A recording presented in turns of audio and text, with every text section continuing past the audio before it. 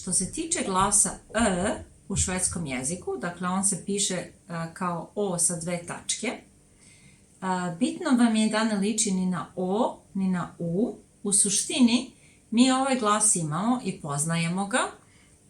To je kao kada kažemo, kada se da kažemo zbunimo.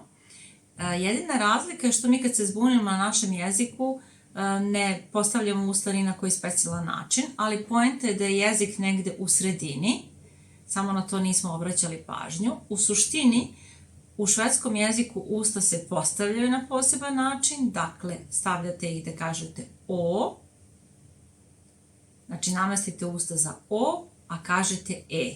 Dakle, nema nikakvog U.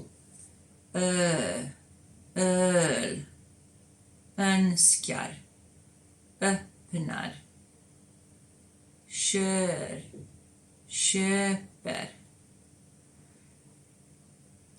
Potrebno je neko vreme da ovaj glas zaista uvežbate i ja sam vam dala par reči u kojima je on se koristi, a koje su možda neke sa kojima će se sresti kako krenete da učite švedski jezik. Lycka till!